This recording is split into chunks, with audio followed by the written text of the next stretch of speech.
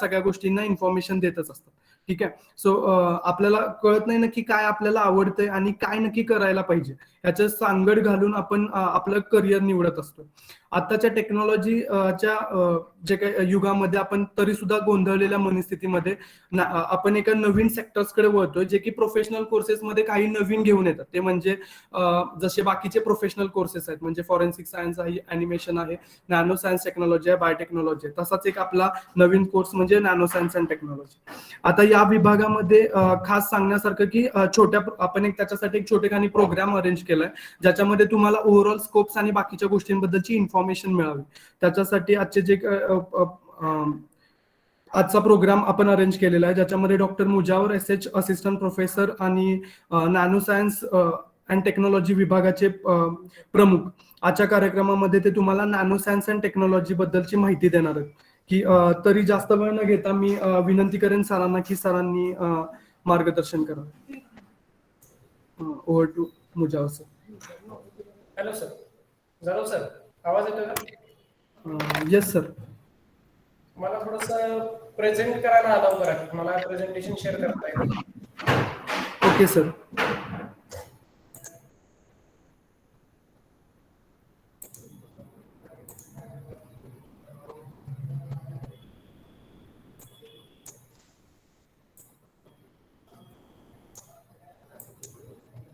Post केलंय तुम्हाला. दिसतंय सर, प्रेझेंटेशन दिसतंय? हो हो हो, स्क्रीन विजिबल आहे सर तुमची. आहे. ओके. तर सर आता सध्या विद्यार्थी किती जॉईन आहेत? 22 विद्यार्थी दिसतात फक्त. Yes sir. संख्या कमी आहे तशी, पण ठीक आहे, आता आपल्याला चालू केलं पाहिजे कारण मला पुढचं काम आहे. बघा, स्क्रीन सगळ्यांना विजिबल आहे?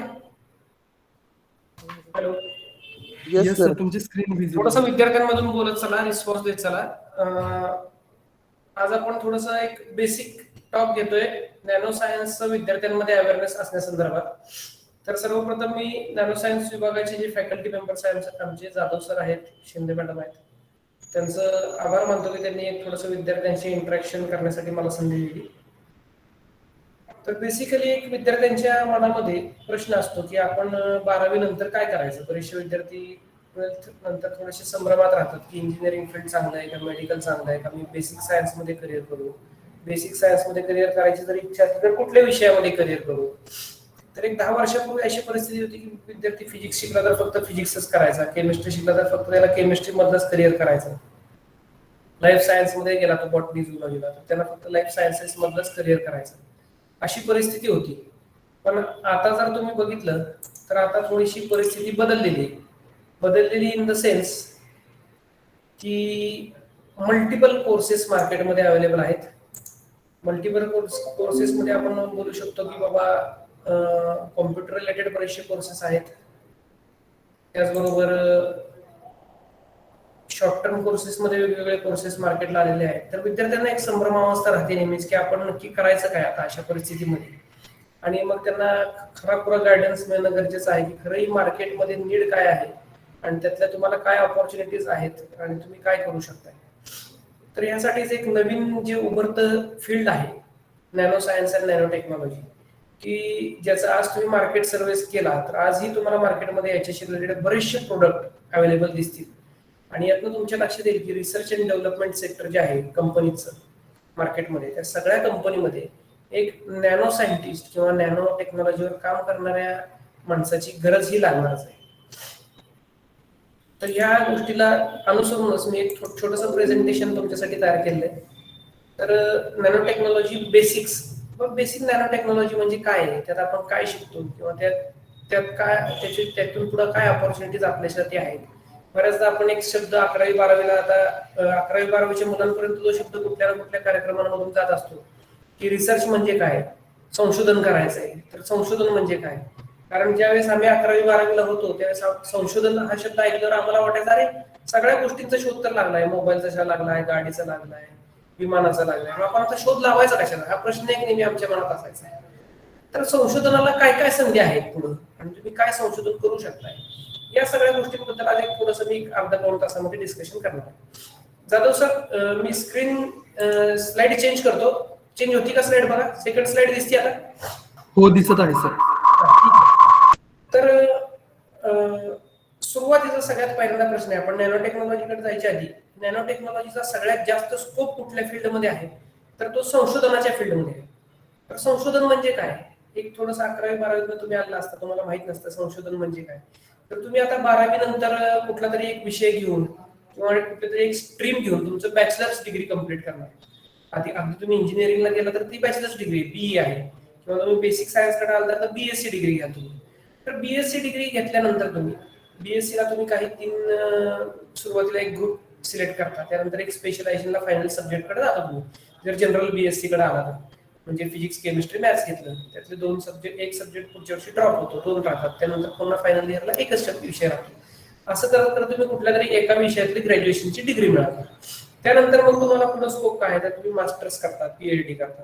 आता संशोधनाची खरी सुरुवात जर तुम्ही जनरल बीएससी कडे गेला, BSc physics, BSc chemistry, BSc microbiology, BSc zoology, BSc botany, अशा विषयाकडे जर तुम्ही गेला तर तुमची संशोधनाची खरी सुरुवात जी होते ती तुमची मास्टर्स लेवलला होती. तुम्ही बीएससी पर्यंत काय विशेष संशोधन करत नाही, जस्ट जनरल तुम्ही जसं 11वी-12वीला सब्जेक्ट शिकायला तसा सब्जेक्टचं नॉलेज घेणार. पण आपण जो आज ज्या विषयावर बोलणार आहे त्याची तुमची रिसर्चची सुरुवात किंवा संशोधनाची सुरुवात ही तुम्ही ऍडमिशन घेतल्यापासून म्हणजे अगदी सेकंड इयर पासून तुम्हाला काही छोटे छोटे प्रोजेक्ट असाइन केले जातात आणि त्या प्रोजेक्ट मधून तुम्ही संशोधन म्हणजे काय हे शिकता. म्हणजे थोडक्यात बोलायचं झालं तर माणूस रिसर्च हा कशासाठी करतो, संशोधन हा कशासाठी करतो, तर तो त्याची काहीतरी डिग्री फुलफिलमेंट करण्यासाठी, मग त्याला मास्टर्स डिग्री मिळवायची असेल किंवा बॅचलर्स डिग्री मिळवायची असेल किंवा शिक्षण क्षेत्रातली सगळ्यात उच्च डिग्री जी म्हणलं जातं PhD, doctor of philosophy, he degree मिळवायची असेल, त्याच्या नावापुढे डॉक्टर लागतात ही डिग्री मिळवल्यानंतर, यासाठी लोक संशोधन करतात. किंवा दुसरा एक ग्रुप असा असतो की तो संशोधन कशासाठी करतो, to provide solution to complex problems. म्हणजे आज आपण बघतोय की सगळं जग लढतंय, कशासाठी लढतंय तर कोरोनावर व्हॅक्सिन मिळवण्यासाठी, व्हॅक्सिन काढण्यासाठी किंवा ड्रग्स काहीतरी औषधं मिळवण्यासाठी कोरोनाची. तर that is a kind of complex problem. तर हा एक संशोधनाचा विषय की हे लवकरात लवकर आपल्याला मिळवलं पाहिजे. To investigate the laws of nature, म्हणजे एखादी गोष्ट अशीच का घडते त्याच्यासाठी काही लोक अभ्यास करतात आणि त्या फील्डमध्ये रिसर्च करतात. जसं की न्यूटननं थोडासा विचार केला की गुरुत्वाकर्षणाचा शोध लावला, त्यांना ऍपल पूर्णच खाली का पडते आणि त्यातनं गुरुत्वाकर्षणाचा शोध लागला. असे बरेचसे शोध तुम्हाला माहित आहेत, तुम्ही बेसिक फिजिक्स मध्ये 11वी-12वी मध्ये शिकलाय की to investigate the laws of nature, Snell's law वगैरे असतील किंवा चुंबक सूचीशी रिलेटेड बरेचसे शोध असतील, टेलिफोनचा शोध असेल, इलेक्ट्रिसिटी मॅग्नेटिझम मधले शोध असतील. तर हे लॉज ऑफ नेचर इन्व्हेस्टिगेट करता लागलेले काही शोध असतात. त्याचबरोबर टू मेक न्यू डिस्कवरीज, म्हणजे काही नवीन मटेरियल्स डेव्हलप करणं, डिस्कवरी करणं. बायोलॉजिकल सायन्स मध्ये पण काही व्हायरसेस किंवा त्याच्या अगेन्स्ट काही ड्रग्स ह्या डिस्कवरी मध्ये मोडतात. ह्याच्या आप लोक पर्पजली एखादं रेमेडी शोधण्यासाठी त्याच्या मागे काम करतात. That goes for some new discoveries. To develop new products. आता न्यू प्रोडक्ट, आता आपण बघतो की मार्केटमध्ये मोबाईल तर अवेलेबल बऱ्याच वर्षापासून आहे, गेली 10-15 वर्ष मार्केटमध्ये नोकियाचा सुरुवातीला 3310 सारखा मोबाईल आला होता. आता मार्केटमध्ये तुम्ही गेला तर असंख्य कंपन्या आहेत आणि एकापेक्षा एक जास्त, म्हणजे ऑलमोस्ट मोबाईल हा तुमचा कॉम्प्युटर सारखा झालेला आहे. मग त्याच्यामध्ये वेगवेगळे प्रोडक्ट्स आले, त्या प्रोडक्टमध्ये डेव्हलपमेंट होत गेल्या. म्हणजे कॅमेरा आला, सुरुवातीचा मोबाईल जर तुम्ही बघितला नोकियाचा आला होता, त्या मोबाईलमध्ये एकदम बेसिक गोष्टी होत्या. काय होतं, फोन लावणे, मेसेज करणे, आणि तिसरं म्हणजे 2 छोट्या गेम्स होत्या की ज्या स्नेक वगैरे अशा किरकोळ गेम्स होत्या. आता तुम्ही मोबाईल बघितला तर ते अँड्रॉइड ऍप्स आले, त्याच्यामुळे इतकी डेव्हलपमेंट झाली. मग हे न्यू डेव्हलप प्रोडक्ट करत असताना तुम्हाला त्यात बऱ्याच गोष्टीमध्ये संशोधन करावं लागतं. म्हणजे त्याचं सॉफ्टवेअर डेव्हलप करावं लागतं, त्याच्यामध्ये ऍप्लिकेशन्स ऍड करावे लागतात, त्याच्यामध्ये तुम्हाला बाकी काय काय कॅमेरा आणावा लागतो, त्याच्यामध्ये ब्लूटूथ आलं, आता वायफाय आलं. असं करत करत तुम्ही variety of things you can couple in a single device and it comes under development of new products which are affordable with low cost. त्याचबरोबर सेव्ह कॉस्ट. आपण काय करतो बघा, सुरुवातीच्या काळामध्ये ज्यावेळेस मोबाईल मार्केटला आले 6-7 हजार 8 हजार रुपये किंमत होती साध्या मोबाईलची, ज्याच्यामध्ये जास्त काही फंक्शन नव्हते. आणि आता त्याच किमतीमध्ये आपण सगळ्या फंक्शनचे मोबाईल्स परचेस करू शकतो. म्हणजे आपण कॉस्ट ही सेव्ह केली आणि डिव्हाइस मध्ये पण आपली इम्प्रूव्हमेंट केली. म्हणजे ओव्हरऑल जर आपण चर्चा केली तर संशोधन हे कशासाठी केलं जातं बघा, टू इम्प्रूव्ह अवर लाईफ. ह्या सगळ्या गोष्टींचा आपल्याला बेनिफिट करून घ्यायचा आहे. आपल्याला गाडी असू दे, मोबाईल असू दे, क्लोथ्स असू दे, या सगळ्या गोष्टींमध्ये आपण डेव्हलपमेंट कशासाठी करतो, तर ultimately to improve our life, और we can say that for the human desires, म्हणजे आपल्या बेनिफिटसाठी आपण काहीतरी नवीन करायचा प्रयत्न करतो. आता हे जर नाही केलं तर काय, तुम्हाला पेपर पाठवलं संशोधन, कुणाला वेळ कशाला संशोधन करायचं, नाही केलं तर काय होईल. तर मी तुम्हाला काही उदाहरणं सांगतो, नाही केलं तर काय होईल. तर बघा 1998 सालची गोष्ट आहे. आता मला माहित नाही त्यावेळेस तुमचा जन्म झाला होता का नाही, तर 98-2000 या काळातली गोष्ट आहे की कोडॅक नावाची एक कंपनी मार्केटमध्ये होती आणि ह्या कोडॅक कंपनीचे 85% मार्केट जे होतं हे कोडॅक कंपनीने घेतलेलं होतं. कशासाठी, तर फोटो पेपर. फोटो पेपर म्हणजे काय, तर आता जे आपले डिजिटल कॅमेरे आहेत त्या डिजिटल कॅमेऱ्यांच्या ऐवजी त्या काळामध्ये एक रोल असायचा, मोबाईलमध्ये रोल असायचा, ब्लॅक अँड व्हाईट इमेजेस मिळायचे आपल्याला आणि तो रोल होता असा. तर तो रोल, किंवा दुसरं उदाहरण तुम्हाला सांगता येईल की आपण जेव्हा एक्सरे काढतो आपलं हात पाय फ्रॅक्चर झाल्यानंतर, तर त्याची जी प्लेट असते त्याला फोटोग्राफिक प्लेट किंवा फोटो पेपर असं म्हणतात, ज्याच्यावर आपल्याला एक्सरे काढून मिळतो. तर ते फोटो पेपर विकणारी कोडॅक नावाची 1998 साली कंपनी होती. यांच्याकडे जवळपास 2 लाख एम्प्लॉय होते वर्ल्ड वाईड आणि 85% जगाचं मार्केट हे कोडॅक कंपनीकडे होतं. कशासाठी, तर ही फोटो पेपर विकण्यासाठी. आज परिस्थिती तुम्ही बघता, ऐकण्यात आहे का तुमच्या कोडॅक कंपनी, आज तुम्हाला कुठेही आजूबाजूला कोडॅक हे नाव दिसत नाही. त्याचप्रमाणे HMT नावाची कंपनी होती जी घड्याळांसाठी प्रसिद्ध होती. आज तुम्हाला HMT कुठं दिसतंय का घड्याळामध्ये, मार्केटमध्ये नाही. आज तुम्ही बघा घड्याळ घ्यायला गेला तर राडो, फास्ट ट्रॅक अशा वेगवेगळ्या कंपन्या, तुम्ही स्मार्ट वॉच बघता, तर HMTचं घड्याळाचं मार्केट केलं. बजाज स्कूटर होती, म्हणजे इव्हन अप टू 2006 पर्यंत आहे ना, अगदी लिमिटेड टू व्हीलर्स मार्केटमध्ये. स्प्लेंडर आली 2002च्या दरम्यान आणि 2002 ते 2002च्या दरम्यान स्प्लेंडर मार्केटला आली. त्यानंतर मग वेगवेगळ्या कंपन्यांच्या गाड्या आल्या. अदरवाईज जावा, बुलेट या 2-4 गाड्या होत्या ज्याला फटफटी म्हणायची लोक. MT सारखी एखादी गाडी होती आणि लुना होती. हे 2-4च क्लास होते. आता मार्केटमध्ये तुम्ही बघा बजाज स्कूटर पूर्णपणे व्हॅनिश झालेला आहे, तिचं कुठेही तुम्हाला नाव दिसत नाही. बजाजच्या काही बाईक्स आहेत पण स्कूटर केली कम्प्लीट. तसं मर्फी कंपनीचा रेडिओ होता, नोकियाचा मोबाईल होता सुरुवातीच्या काळात, राजदूतची बाईक होती, अँबॅसेडर कार होती. तर ह्या लोकांनी काय केलं माहितीये का, आपल्या आहे त्या ट्रॅडिशनल गोष्टींवर डिपेंड राहिले. ह्यांनी स्वतःच्या प्रोडक्ट्समध्ये पाहिजे तेवढी डेव्हलपमेंट नाही केली आणि इव्हेंच्युअली ह्या कंपन्या मार्केटमधून व्हॅनिश झाल्या. म्हणजेच काय, तर एखाद्या कंपनीला किंवा एखाद्या इन्स्टिट्यूटला किंवा एखाद्या संशोधन करणाऱ्या सिस्टीमला जर मार्केटमध्ये टिकून राहायचं असेल तर त्यांना काय करावं लागेल, संशोधनावर भर द्यावा लागेल. आता इथं फक्त मी संशोधन न म्हणता, संशोधन म्हणजे रिसर्च आणि एक जॉईंट वर्ड त्याच्याबरोबर येतो, R/D एक येतो, R&D. म्हणजेच काय, रिसर्च अँड डेव्हलपमेंट. म्हणजे तुम्ही संशोधन करायचं, तुम्ही थिंकिंग करायचं आणि त्या अनुसरून तुम्ही तुमच्या प्रोडक्टमध्ये डेव्हलपमेंट्स करायला लागतात. म्हणजेच काय, रिसर्च करायचा, अभ्यास करायचा आणि त्यानुसार तुमच्या प्रोडक्ट्समध्ये तुम्हाला डेव्हलपमेंट करायला लागतात आणि मगच तुमचा तो प्रोडक्ट R&D मधून मार्केटमध्ये येतो.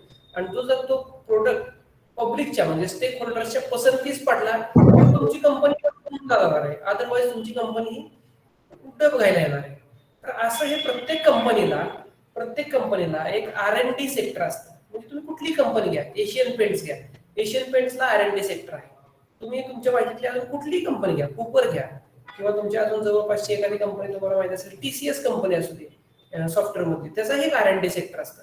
आणि त्या R&D सेक्टरमध्ये काही माणसं काम करत असतात की जी स्पेशलाइज सायंटिफिक माइंडने काम करणारे असतात. त्यांच्याकडे PhD ची डिग्री असते किंवा एक स्पेशल पर्पजचं एज्युकेशन त्यांचं झालेलं असतं. तर हा R&Dचा सेक्टर ठरवतो की तुमचं इन्स्टिट्यूट किंवा तुमचं कंपनी ही मार्केटमध्ये कशी चालणार आहे. ठीक आहे, तर आता त्याच्यापुढे आपण थोडंसं बोलूया. तर हे आपण ज्या गोष्टींची चर्चा करतोय ह्या डेव्हलपमेंटच्या गोष्टी काय आजच्या नाहीयेत. ह्या डेव्हलपमेंट पहिल्यापासून होत गेलेले आहेत. तुम्ही इतिहास शिकत असताना बघितलं असेल, स्टोन एज होतं, म्हणजे माणसाचा मेंदू हा जसा तो विचार करेल त्या पद्धतीने तो डेव्हलप होत जातो. सुरुवातीच्या काळात लोकांकडे साधनं नव्हती, तर आपण इतिहासमध्ये शिकलो की स्टोन एज लोकांनी काय केलं तर दगडापासून हत्यारं बनवली, त्यातनं ते शिकार करू लागले. त्यानंतर मग सिरॅमिक एज आलं. सिरॅमिक म्हणजे मग ते भांडी वगैरे बनवायला शिकले. सुरुवातीला त्यांच्याकडे भांडी नव्हती, नंतर ते भांडी बनवायला शिकले. त्याचबरोबर नंतर त्यांनी कॉपर एज आलं. कॉपर एज मध्ये त्यांनी काय केलं तर त्यांनी पुन्हा मातीचे प्रोडक्ट सोडून थोडस मेटॅलिक काय आपल्याला डेव्हलपमेंट करता येतात ते बघायला लागले. त्यानंतर आयर्न एज आलं, त्याच्यामध्ये त्यांनी पुन्हा लोखंडाची हत्यारं बनवायला सुरुवात केली. आणि आता 2000च्या आसपास एक सिलिकॉन एज आलं मार्केटला. म्हणजे ज्यावेळेस आमचं ग्रॅज्युएशन झालं, तुम्ही ज्या स्टेजमध्ये आहे त्या स्टेजमध्ये आम्ही असताना फक्त एकच गोष्ट होती की कॉम्प्युटर. फक्त मार्केटमध्ये चर्चा होती, आता कॉम्प्युटर येणार आणि तो कॉम्प्युटर 100 माणसांचं काम एकटं करणार आणि सगळ्या नोकऱ्या जाणार. म्हणजे हे एक असं चर्चा होती, पण तशी काही परिस्थिती झाली नाही. कॉम्प्युटर्स आले, लोक ते शिकले, आता लोक एस्टॅब्लिश झाले, कॉम्प्युटर बद्दल लोकांना माहिती झाली. आणि आता आपण बघतो की साधं दुकान जरी असेल छोटं, तर त्या माणसाकडे कॉम्प्युटर आहे, तो माणूस कॉम्प्युटरवर बिल वगैरे जनरेट करतो. म्हणजे ही गोष्ट कशी स्प्रेड झाली गेल्या 10-20 वर्षात. गेल्या 10-20 वर्षात ही जशी कॉम्प्युटर ही वस्तू स्प्रेड झाली, मोबाईल ही वस्तू स्प्रेड झाली, तसं पुढच्या 10-20 वर्षासाठी आपल्या भारतामध्ये एक नवीन फील्ड येऊ घातलेलं आहे आणि ते फील्ड आहे नॅनो एज. म्हणजे काय, तर नॅनो टेक्नॉलॉजीची वेगवेगळी मार्केटमध्ये प्रोडक्ट्स येणार आहेत आणि ही प्रोडक्ट्स मार्केटमध्ये आणण्यासाठी सगळ्या कंपन्यांना नॅनो सायन्स आणि टेक्नॉलॉजी मधली काही एक्सपर्ट्सची गरज लागणार आहे. आता ते एक्सपर्टची गरज लागणार आहे, मग ते एक्सपर्ट काय अभ्यास करतील काय, त्याच्याबद्दल आपण थोडंसं चर्चा करूया. तर आता ही स्लाइड तुम्हाला थोडीशी, जाधव सर स्लाइड दिसते ना व्यवस्थित? Hello, yes sir. रिव्हॉल्युशनची स्लाइड आता मी प्रेझेंट करतोय. स्लाइड दिसते ना व्यवस्थित? हो सर, दिसत आहे. हा, जर काय अडचण आली तर मला तुम्ही थोडंसं सांगा. हो तर सर, नक्कीच नक्कीच. तर आता ह्या वेगवेगळ्या फील्डमध्ये बघा, काही 1853च्या काळात टेक्सटाईल इंडस्ट्रीज मार्केटमध्ये जोरात होत्या. त्यानंतर ऑटोमोटिव्ह सेक्टर आलं, त्यानंतर कॉम्प्युटर आलं. पण आता सायन्स काय सांगतंय बघा, हे काय मी स्वतः बनवलेलं नाहीये ऍडमिशन्स वाढवण्यासाठी आमच्याकडं. तर हा सोर्स जो आहे हे कुठेतरी रेफरन्स घेतलेला आहे आपण, आणि हा रेफरन्स खाली मी कुठून घेतलाय ते मेन्शन केलेलं आहे. हे तर ह्यात काय दिलंय बघा आता, की नॅनो टेक्नॉलॉजी 2010 ते 2081 पर्यंत जे फील्ड असणार आहे मार्केटमध्ये ते असणार आहे नॅनो टेक्नॉलॉजीचं फील्ड. म्हणजे तुम्हाला मेजर फंडिंग्स जी सापडणार आहेत, मेजर जॉब ऑपॉर्च्युनिटी जे असणार आहे त्या नॅनो टेक्नॉलॉजी सेक्टर्समध्ये असणार आहेत. आणि एक India can lead the world in nano technology in next 10 years असं म्हणलेलं आहे. India has got the brain power for this, what with its large pool of alumni from the leading university, IITs and IIMs. म्हणजे आता त्यांचं म्हणणं असं आहे की भारतामधून IITs, IIMs मधून पुढच्या 10 वर्षात किंवा चांगल्या इन्स्टिट्यूट्स मधून एवढी मॅन पॉवर बाहेर पडणार आहे की आपण 10 वर्षात नॅनो टेक्नॉलॉजी या फील्डमध्ये भारताचं प्रभुत्व असणार आहे जगावर. आता आपल्याकडे सुरुवात आहे नॅनो टेक्नॉलॉजीची. आता अजून लोकांना ह्याचं एक्सप्लोरेशन झालं नाही, लोकांना याची माहिती मिळाली नाही. तर नॅनो टेक्नॉलॉजी म्हणजे बेसिकली काय हे आपण थोडक्यात बघूया, ब्रीफ हिस्ट्री बघूया.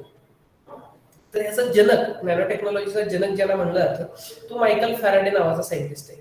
आता हे मायकल फॅराडेने किती साली बघा, 1856 सालची गोष्ट आहे, त्यानं पहिल्यांदा गोल्डचे नॅनो पार्टिकल्स प्रिपेअर केले. आता तुम्ही म्हणाल हे काय असतं गोल्डचे नॅनो पार्टिकल्स म्हणजे काय, नाही कशासाठी त्यानं प्रिपेअर केले. तर ह्या माणसानं काहीतरी केमिकल रिएक्शन घडवून आणली आणि त्यानं गोल्डचे, आपण गोल्ड म्हणलं की आपल्याकडे कुठला कलर आपल्या लक्षात येतो विद्यार्थ्यांच्या सामान्य एक थिंकिंग आपलं, की गोल्ड म्हणलं तर आपल्या समोर पटकन पिवळा रंग दिसला आपल्याला, बरोबर आहे. पण सांगायची विशेष गोष्ट अशी की गोल्ड नॅनो पार्टिकल जर तुम्ही प्रिपेअर केले तर त्याचे वेगवेगळे साईज नुसार वेगवेगळ्या कलरचं सोल्युशन दिसतं. म्हणजे रेड, पर्पल, मोरपंखी कलर, असे वेगवेगळे तुम्हाला मी पुढच्या स्लाइड्स मध्ये काही ते कलर दाखवणार आहे गोल्ड नॅनो पार्टिकलचे. तर गोल्ड नॅनो पार्टिकल हा सगळ्यात पहिल्यांदा प्रिपेअर कोणी केला, मायकल फॅराडे सायंटिस्ट. किती साली प्रिपेअर केला आहे त्याला, 1856 या साली प्रिपेअर केला. म्हणून याला थोडंसं याला नॅनो टेक्नॉलॉजीचा जनक असं म्हणलं जातं. आणि त्याला जे गोल्ड नॅनो पार्टिकल प्रिपेअर केले ते अजूनही म्युझियम मध्ये प्रिझर्व केलेले. त्यानंतर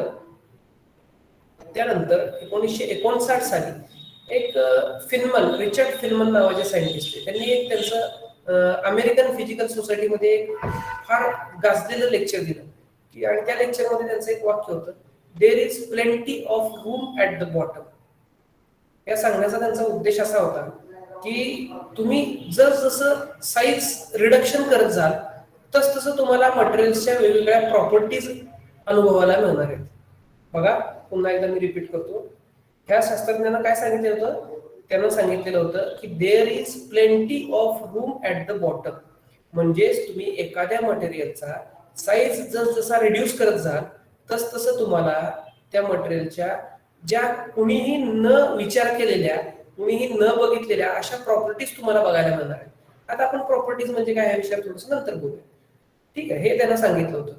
त्यानंतर पुन्हा त्यांनाच एक वाक्य मांडलं होतं त्याच्याच लेक्चरमध्ये रिचर्ड फिल्मननी.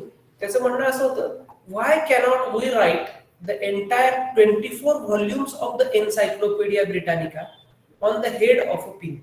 बघा त्याचं म्हणणं काय होतं की आपण आता तुम्ही एन्सायक्लोपीडिया हा शब्द ऐकला असेल. ब्रिटानिका एन्सायक्लोपीडिया हा एक काय म्हणतात त्याला आपण, एक व्हॉल्यूम आहेत असे त्याचे 5-7 व्हॉल्यूम. आणि ते व्हॉल्यूम्स मध्ये तुम्हाला सगळ्या जगाची इन्फॉर्मेशन, कुठल्याही वर्डची इन्फॉर्मेशन तुम्ही सर्च करू शकता. काही इन्फॉर्मेशन पाहिजे असेल तर त्याची समरी तुम्हाला त्यात मिळते. एन्सायक्लोपीडिया असं म्हणतात त्याला. तर त्या एन्सायक्लोपीडियाचे जे व्हॉल्यूम्स असतील 24 व्हॉल्यूम्स टोटल, आता ते रिडक्शन करून त्याचे 7-8 व्हॉल्यूम तयार केलेत लोकांनी. तर ते 24 व्हॉल्यूम त्या काळात जे होते ब्रिटानिका एन्सायक्लोपीडियाचे, तर त्या फिल्मन सायंटिस्टचं म्हणलं होतं की आपण ह्या सुईच्या टोका एवढ्या जागेमध्ये सेव्ह करू शकतो का. व्हाय कॅनॉट वी राईट, याचा अर्थ असा होता की आपण एवढ्याशा जागेमध्ये एवढा डेटा बसवू शकतो का. 24 पुस्तकांचा व्हॉल्यूमचा, मोठमोठ्या व्हॉल्यूमचा डेटा आपण बसवू शकतो का, हे त्यानं त्या काळी प्रेडिक्ट केलेली गोष्ट आहे. बघा 1918 सालची गोष्ट आहे. आणि आता आज आपण 100 वर्षानंतर बघतोय की आपण पेन ड्राईव्ह किंवा छोटस मेमरी कार्ड जे आहे, हे अगदी हार्डली आपल्याकडे 2x2 सेंटीमीटरच्या मेमरी कार्ड मध्ये आपण कितीतरी जीबी डेटा, 128 जीबी पर्यंत सहज आता SD कार्ड अवेलेबल आहे. आणि त्याच्यामध्ये अशा हजारो एन्सायक्लोपीडिया आता बसू शकतात. म्हणजे हे त्यानं त्या काळी जे म्हणलं होतं, चॅलेंज स्वीकारलं होतं, ते आता आपण आज अनुभवतोय. आणि त्यानं ज्यावेळेस हे वाक्य मांडलं होतं त्यावेळेस त्याला काही लोक त्या मीटिंग मध्ये असं म्हणले होते, surely you are joking mister Feynman. म्हणजे त्याला त्या मीटिंग मध्ये थोडस असं हसली होती लोक त्याच्यावर की तुम्ही जोक करताय का, हे कसं शक्य. पण बघा आज ही गोष्ट शक्य झाली. ही गोष्ट कशामुळे शक्य झाली, तर this is only because of nano science and nano technology. तर त्याचप्रमाणे अजून काही लोकांच्या क्युरीज होत्या की हे थोडस एक लोकांनी असं पण मांडलं होतं की आपण एखादा डिसीज झाला असेल एखाद्या माणसाला किंवा एखादा आजार झालेला असेल, तर त्याला क्युअर करण्यासाठी त्याला औषधं ही पोटातच घ्यावी लागत होती. पण आता आपण ड्रग डिलिव्हरीच्या माध्यमातून एखादा सेल रिपेअर करू शकतो का. तर आता अशी टेक्नॉलॉजी मार्केटला आलेली आहे. आता आपण तुम्ही आता आपल्या इथं पण तुम्ही बघू शकता की एंडोस्कोपी सारखं टेक्निक आलेलं आहे की छोटंसं दुर्बिणीसारखं इन्स्ट्रुमेंट तुमच्या बॉडीमध्ये इन्सर्ट केलं जातं आणि पाहिजे ती सर्जरी करून आणली जाते. अदरवाईज आधी बायपास सर्जरी ही नावं तुम्ही ऐकली असेल. आता त्याला पर्याय म्हणून बऱ्याचशा टेक्नॉलॉजी मार्केटमध्ये आलेल्या आहे. आणि या सगळ्या गोष्टींमध्ये कुठं ना कुठं नॅनो टेक्नॉलॉजीचा कॉन्ट्रीब्युशन किंवा हात आहे असं आपण म्हणू शकतो. तर बेसिकली नॅनो सायन्स म्हणजे काय, तर nano science is the study of phenomena and manipulation of material at atomic, molecular और मॅक्रोमोलेक्युलर स्केल्स. म्हणजे आपण एखाद्या मटेरियलचं मॉडिफिकेशन करायचं. मॉडिफिकेशन कुठल्या लेवलला करायचं, तर ॲटॉमिक लेवलला, मोलेक्युलर लेवलला. म्हणजे आपण एवढ्या छोट्या लेवलला ते मटेरियल बनवायचं आणि त्याच्या प्रॉपर्टी स्टडी करायच्या. त्याला म्हणतात नॅनो सायन्स. आणि नॅनो टेक्नॉलॉजी म्हणजे काय, की ते जे सायन्स आपण करणार आहे, काहीतरी आपल्याला त्यातनं माहिती मिळणार आहे. नवीन मटेरियल सिंथेसिस केलं किंवा नवीन ॲलॉय बनवला स्मॉल स्केलच्या मटेरियलचा, त्याचा उपयोग आपण आपल्यासाठी डिव्हाइसमध्ये किंवा इंडस्ट्रीमध्ये करून आणायचा. त्याला म्हणतात टेक्नॉलॉजीसाठी त्याचा उपयोग केला. So basically nanoscience is the study of phenomena of small size materials and technology means nanotechnology means application of that materials for human endeavor. म्हणजे आपल्या फायद्यासाठी आपण त्यांचं ऍप्लिकेशन करणार. आता तुम्हाला एकदा हे एवढं सगळं नॅनो ऐकल्यावर प्रश्न पडेल की नॅनो म्हणजे किती स्मॉल, नॅनो म्हणजे किती छोटा असतो. तर मिलीमीटर स्केलला जर आपण बोलायला झालं तर एक मीटर बरोबर 1000 मिलीमीटर. बरोबर का, 1 मीटर मध्ये 1000 मिलीमीटर असतात. आता मिलीमीटर साईजचे ऑब्जेक्ट तुम्हाला बऱ्यापैकी माहिती आहेत. बघा एक आपण जो अँट किंवा मुंगळा म्हणतो आपल्या घरामध्ये येतो 5 मिलीमीटरचा असतो मुंगी. त्याचबरोबर आपण फ्लाय जी म्हणतो, फ्रूट फ्लाय वगैरे माशी, ती माशी जनरली 2 ते 3 मिलीमीटरची असते. आणि जो पिसू म्हणतो आपण गावाकडे बघा, पिसू छोटासा असतो कीटक, तो शेण वगैरे जिथं असतं त्याच्या आसपास किडे होतात छोटे, चावतात. तर हा तो 1 मिलीमीटरचा असतो. मग ह्याच्यात 1 मिलीमीटर 1 मीटर म्हणजे 1000 मिलीमीटर. मग नॅनोमीटर म्हणजे पुन्हा बघा, तर नॅनोमीटर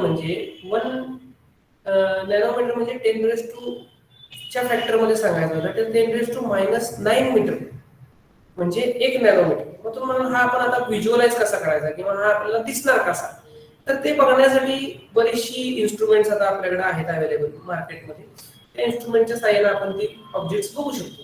तर आता बघा इथं दाखवलंय, इथं काहीतरी फ्रूट फ्लायचा एक डोळा दाखवलेला आहे. आता हा डोळा किती साईजचा आहे बघा, अप्रॉक्सिमेटली 400 मायक्रोमीटर साईजचा डोळा आहे तो.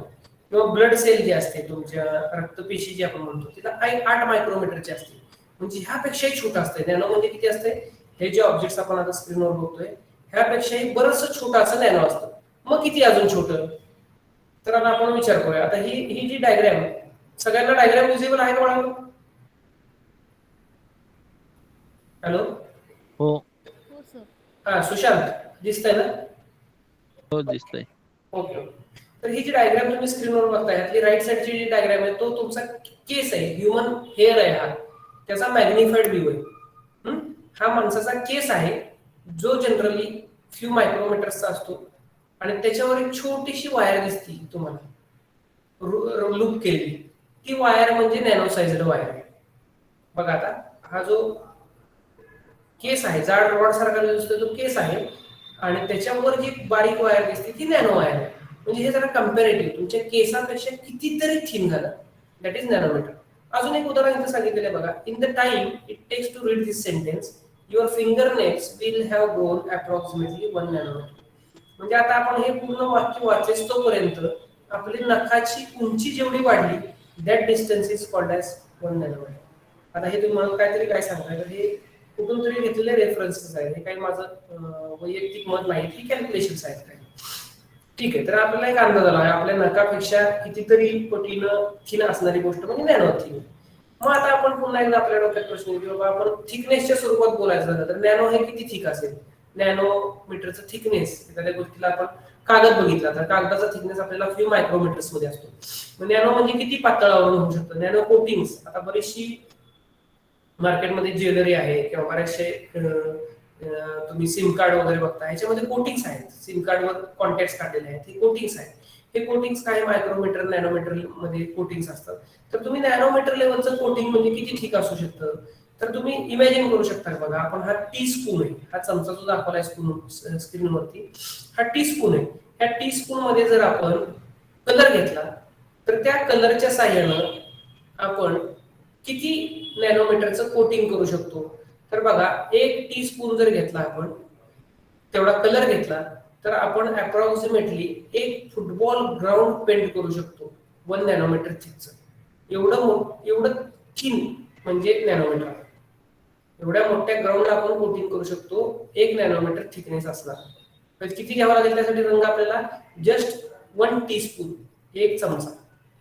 तर अशा पद्धतीनं नॅनो हे फार छोटं आहे, पण तुम्ही म्हणाले नॅनो असं छोटं कशासाठी करून वापरायचं, कशाला आपण एवढं छोटं, आपल्याला जे दिसणार नाही, आपल्याला जे बघणं अवघड आहे, त्या नॅनो लेवलला आपण कशासाठी जायचं.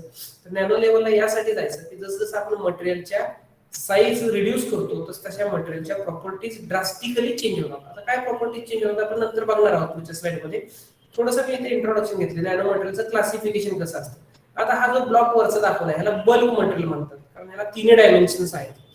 3 डायमेन्शन बल्क मटेरियल म्हणतात. त्याच्या 3 डायमेन्शन इन्फायनाइटली वाढलेला आहे.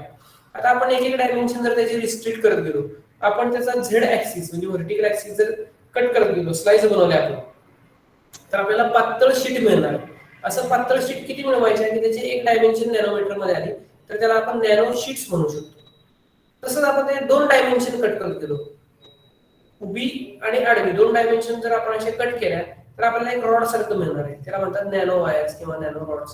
आणि आपण त्याला तिन्ही साईडला जर कट करत आलो तर आपल्याला असे छोटे छोटे डॉट्स मिळणार, त्याला आपण 0 डायमेन्शन नॅनोमीटर्स असं म्हणतो. हे क्लासिफिकेशन आहे, तुम्ही वर्गात आल्यानंतर तुम्हाला पुन्हा हे सगळं डिटेलमध्ये शिकायला मिळतं. मग हे सगळं नॅनो करायचं कशासाठी, काय कारण उगाच आपल्याला काही काम नाही, काही तोडत बसायची मटेरियल छोटं छोटं करत बसायचं. तर नॅनो लेवलला जर ज्यावेळेस आपण जातो तर मटेरियलच्या प्रॉपर्टीज हे सुपेरियर होतात, चांगल्या होतात. कुठल्या कुठल्या प्रॉपर्टीज, तर मेकॅनिकल स्ट्रेंथ, मटेरियलची मेकॅनिकल स्ट्रेंथ वाढते. आता बघा आज जर तुम्ही मार्केटमध्ये गेला आणि कन्स्ट्रक्शन मध्ये बघितलं तुम्ही तर कन्स्ट्रक्शन मध्ये स्टील वापरलेलं असतं. हे स्टीलची स्ट्रेंथ ही सगळ्यात जास्त आहे. टेन्साईल स्ट्रेंथ म्हणजे ताणून तोडायची जी स्ट्रेंथ आहे ही स्टीलची सगळ्यात जास्त आहे. पण जर तुम्ही कार्बन नॅनोट्यूब नावाचा एक प्रकार आता आहे जो कार्बन पासून बनलेला असतो आणि हा nano material carbon nano tube पुढच्या काही इमेजेस मध्ये तुम्हाला ते बघायला मिळेल. तर ती कार्बन नॅनो ट्यूब जर तुम्ही घेतली तर तिची स्ट्रेंथ 3000 पटीनं स्टेनलेस स्टील पेक्षा जास्त आहे मेकॅनिकल स्ट्रेंथ. त्याचबरोबर थर्मल स्टॅबिलिटी, जर तुम्ही काही मटेरियलची थर्मल स्टॅबिलिटी बल्क लेवलला काढली त्याच मटेरियलचे नॅनो मटेरियल बनवून थर्मल स्टॅबिलिटी चेक केली तर त्याची थर्मल स्टॅबिलिटी वाढलेली असते. त्याचबरोबर कॅटॅलिटिक ऍक्टिव्हिटी. आता कॅटॅलिटिक ऍक्टिव्हिटी म्हणजे काय, तर तुम्हाला एक जनरल गोष्ट माहित असेल की आपण सिल्वर गोल्ड या मटेरियलला नोबल मेटल्स म्हणतो. तुम्ही जर खरेदी करायला गेला सोनं आणि त्या सोनंवाल्यानं जर तुम्हाला सांगितलं की आमचं हे सोनं जे आहे, म्हणजे तुम्ही ऑब्झर्वेशन तुमचं जनरल ऑब्झर्वेशन असेल की घरात जर कोणी सोनं घेतलं असेल 5 तोळे किंवा 10 तोळे सोनं आणि तुम्ही ते 10 वर्षानंतर जरी विकायला गेला तर ते सोनं तेवढंच असतं, ऑलमोस्ट थोडीशी झीज फ्यू ग्रॅम्स मध्ये एखादा दुसरा ग्रॅम ते कमी झालं असतं 10-20 वर्षानंतर. अदरवाईज ते ऍज इट इज राहतं कारण त्याला आपण नोबल मेटल म्हणतो. पण हे नोबल मेटल काय असतात, ऍसिड बरोबर बेस बरोबर कशाबरोबर रिॲक्ट होत नाहीत, एन्व्हायरमेंटचा त्याच्यावर काही इफेक्ट होत नाही, गंजत नाहीत, कोरोजनलेस आहेत. पण तीच मटेरियल्स जर कॅटॅलिटिक लेवलला तुम्ही घेऊन गेला म्हणजे त्याच मटेरियलचे नॅनो पार्टिकल्स बनवले तर ते हायली रिएक्टिव्ह आहेत. म्हणजे सिल्वर आणि गोल्ड ह्याचे नॅनो पार्टिकल्स हे हायली रिएक्टिव्ह आहेत. ते फार फार रॅपिडली रिएक्ट होतात. त्यांची कॅटॅलिटिक ऍक्टिव्हिटी चांगली म्हणजे ते दुसरी रिएक्शनचा रेट वाढवायचाही प्रयत्न करतात. त्याचबरोबर इलेक्ट्रिकल कंडक्टिव्हिटी वाढते. मॅग्नेटिक प्रॉपर्टीज, आपण काही पुढच्या स्लाइडमध्ये मॅग्नेटिक प्रॉपर्टीज बद्दल बोलणार आहोत. मटेरियलच्या ऑप्टिकल प्रॉपर्टीज बद्दल. ऑप्टिकल प्रॉपर्टीज म्हणजे काय, कलर. आता ऑप्टिकल प्रॉपर्टीमध्ये ट्रान्सपरन्सी येते, कलर येते, रिफ्लेक्टन्स येतो. हे मटेरियलच्या सगळ्या प्रॉपर्टीज नॅनो स्केलला गेल्यानंतर बदलतात. मी तुम्हाला आता सांगितलं की गोल्ड हे तुम्हाला मल्टी कलर गोल्ड बघायला मिळेल नॅनो लेवलला गेल्यानंतर आणि त्याचे बरेचसे ऍडव्हान्टेजेस आहेत. आता ह्या गोष्टींचे ऍप्लिकेशन्स पण बरेच आहेत. Non linear optics, photonics, sensing application बद्दल आपण पुढच्या काही स्लाइड्स मध्ये डिटेल्स मध्ये बोलणार आहोत. काही त्यातली समरी मी इथे घेतली की काही आता 2-4 गोष्टी मी तुम्हाला सांगितल्या की स्टेनलेस स्टील पेक्षा जास्त कार्बन नॅनोट्यूबची स्ट्रेंथ आहे आणि वेट हे 1/6 आहे, म्हणजे 6 पटीनं वेट कमी आणि स्ट्रेंथ 1000 पटीनं जास्त. बरोबर. त्याचबरोबर plastic glass that conduct electricity. आता मार्केटमध्ये प्लास्टिक किंवा ग्लास अशा मार्केटमध्ये येतात की त्याच्यावरून इलेक्ट्रिसिटी जाऊ शकते. आपण आतापर्यंत काय शिकलोय की ग्लास और plastic is insulator, but now people can made these glasses or plastic conductive with the help of nanotechnology. Coatings that are frictionless, म्हणजे अशी कोटिंग्स बनवलेत लोकांनी की ते स्लायडिंग होत असताना एकमेकांवर बिलकुल फ्रिक्शन होत नाही. किंवा अशी कोटिंग्स आहेत की जी ग्लासला कोट केलं त्याच्यावर पाणी टाकलं, ऑइल टाकलं तर ती फ्रिक्शनलेस आणि आपण काय म्हणतो नॉन ऍडेसिव्ह, म्हणजे त्याला तुमचं पाणी किंवा हे चिटकून राहत नाही, निघून जातं. हायड्रोफोबिक कोटिंग्स असं त्या कोटिंग्सला म्हणलं जातं. त्याचबरोबर अशी मटेरियल्स अजून मार्केटला येतात की त्याचा कलर किंवा ट्रान्सपरन्सी आपल्या गरजेनुसार आपण बदलू शकतो. तर ही सगळी नॅनो टेक्नॉलॉजीची variety of applications at present मार्केटमध्ये येत आहेत. तर हे नॅनो मटेरियल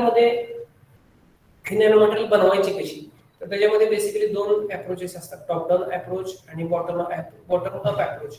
तर तुम्ही नॅनो टेक्नॉलॉजीमध्ये ज्यावेळेस ऍडमिशन घेता तर ह्याच्या सिंथेसिसच्या, जसं तुमचं बीएससीला रेग्युलरला प्रॅक्टिकल्स असतात, काहीतरी लॉ व्हेरीफाय करायचे इलेक्ट्रॉनिक्सचे वगैरे, असे प्रॅक्टिकल्स तुमचे 11वी-12वीला झाले जातात, ओहम्स लॉ वगैरे.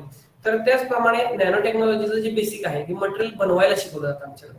तर आम्ही तुम्हाला टॉप डाऊन मेथडनं, बॉटम अप अप्रोच मेथडनं वेगवेगळी नॅनो मटेरियल्स बनवायची कशी. एखाद्याला वाटेल की समजा सर मला आता एखादा असं मटेरियल बनवायचं आहे की ते ड्रग डिलिव्हरीसाठी वापरलं जाईल, अँटी कॅन्सरचं मटेरियल बनवायचं आहे मला लाईफ सायन्सचा उपयोग करून, तर आमच्याकडे जाधव सर लाईफ सायन्समध्ये काम करतात, ते तुम्हाला हेल्प करतील आणि एखादं तुम्ही अँटी कॅन्सरस मटेरियल तुम्ही बनवू शकता. त्यासाठी तुम्ही आजूबाजूच्या वनस्पतींचा, केमिकल्सचा उपयोग करू शकता.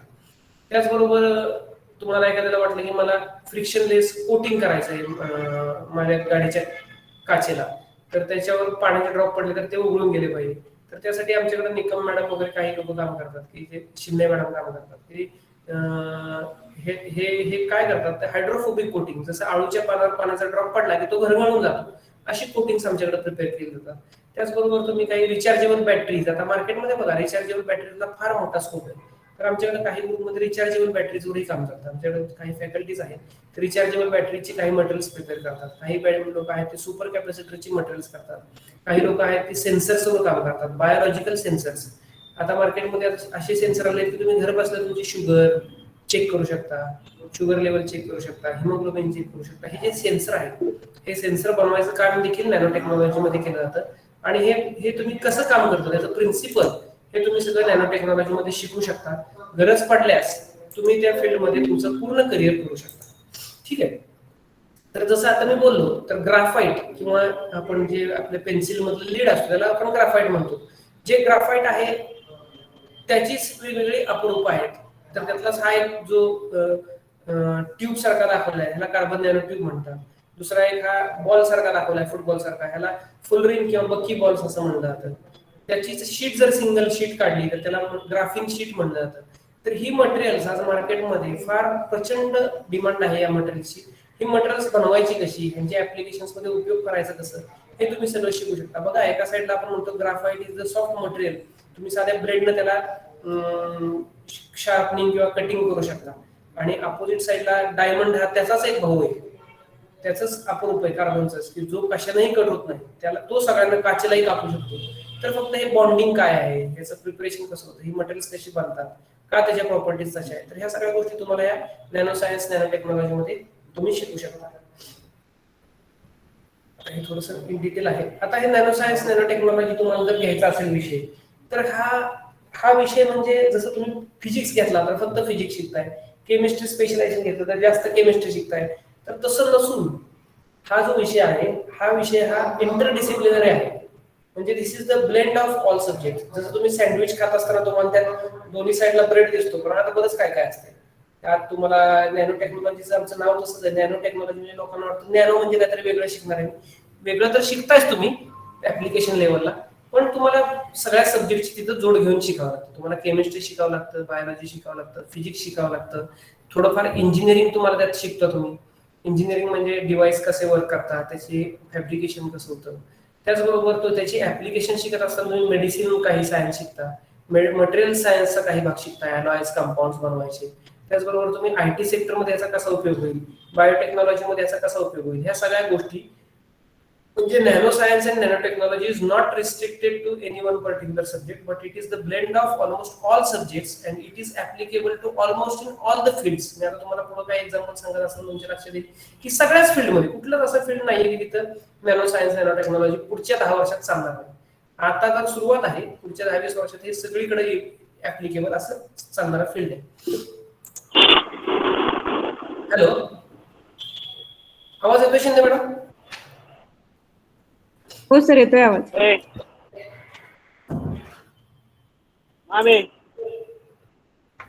Shubham Shejwal, can you please mute your mic?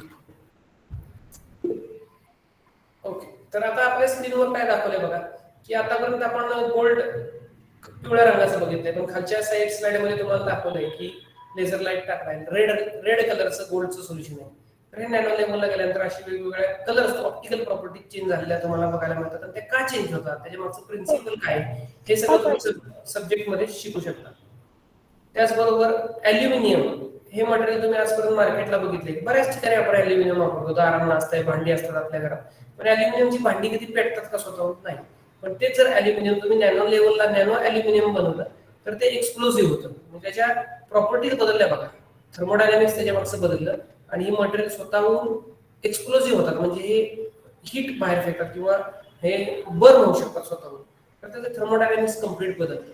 तर ह्या प्रॉपर्टीज मध्ये अशा आपल्याला ड्रास्टिक चेंजेस दिसतात ज्यावेळेस आपण नॅनो लेवलला जातो त्यावेळेस. आता इथं बघा तुमच्या समोर तुम्हाला दिसत असेल ह्या स्क्रीनवर गोल्डची सोल्युशन आहेत. वेगवेगळ्या पार्टिकल साईजचं गोल्ड नॅनो मटेरियल बनवल्यानंतर त्याचा कलर बदलतो, म्हणजे हे त्याच्या ऑप्टिकल प्रॉपर्टीज मधला चेंज आहे.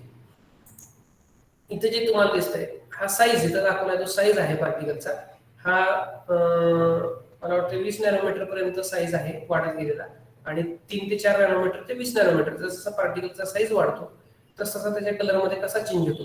आणि हा चेंज कलर चेंज जुन्या लोकांनी म्हणजे 18व्या शतकात 19व्या शतकात हे वापरलेले आहेत. टिंट ग्लासेस म्हणून एक ऍप्लिकेशन होतं, स्टेन ग्लासेस मध्ये. ह्या ग्लासेस म्हणजे तुम्ही जर हैदराबादला वगैरे गेला तर तिथं तुम्हाला म्युझियम आहे, त्या म्युझियम मध्ये तुम्हाला बघायला मिळतील की अशा प्रकारचे ग्लासेस आहेत. तर जुन्या लोकांनी ह्याच्यावर काम केलं होतं, पण त्यांचे हे लक्षात आलं होतं की हे नॅनो असल्यामुळे त्यांच्याकडे टूल्स नव्हते अवेलेबल. आज मार्केटमध्ये बरेचसे टूल्स आहेत की ज्याच्यामध्ये आपण नॅनो मटेरियल्स कॅरेक्टरायझेशन वगैरे करून अंडरस्टँडिंग करून घेऊ शकतो. तर जुन्या लोकांनी स्टेन ग्लासेस वगैरे बनवल्या होत्या, पण त्याच्या मागचं सायन्स त्यांना माहित नव्हतं. त्याचे ऍप्लिकेशन त्यांनी फक्त डेकोरेटिव्ह पर्पजसाठीच केली होती, पण आता आपण मेडिसिन वगैरे सगळ्या फील्डमध्ये याची ऍप्लिकेशन करतोय. त्याचबरोबर आता ही खालची स्लाइड आहे बघा, या स्लाइड मध्ये काय दाखवलंय, कॅडमियम सल्फाइड हे एक कंपाऊंड आहे, कॅडमियमचं आणि सल्फरचं कंपाऊंड आहे. त्याची वेगवेगळ्या साईजची पार्टिकल आहेत, 7 नॅनोमीटर, 12 नॅनोमीटर, 23 नॅनोमीटर आणि बल्ब, आणि त्यांचा कलर कसा व्हेरी होत जातोय ते दाखवलेलं आहे. तर जसं जसं साईज कमी होतोय तसे ट्रिम एकदम मॅग्निफिसंट ल्युमिनेसंट कलर आहेत तुम्हाला दिसतात. तुम्हाला आता बँडगॅप वगैरे ह्या कल्पना माहित नाहीयेत, तुम्ही थोडंसं त्या लेवलला अजून आलं नाही, पण जर तुम्ही पुढे शिकत गेला तर मटेरियलची बँडगॅप नावाची एक प्रॉपर्टी असते. जर जसा साईज बदलतोय तसा हा बँडगॅप मधला शिफ्ट या ग्राफ मध्ये दाखवला आहे की मटेरियलचा बँडगॅप हा कसा बदलत जातो. आता या गोष्टीवर तुम्ही जास्त फोकस करत नाही, कारण तुम्ही अजून हे शिकला नाही. तुम्ही पुढे आल्यानंतर तुम्हाला या सगळ्या गोष्टी शिकायला मिळणार आहेत.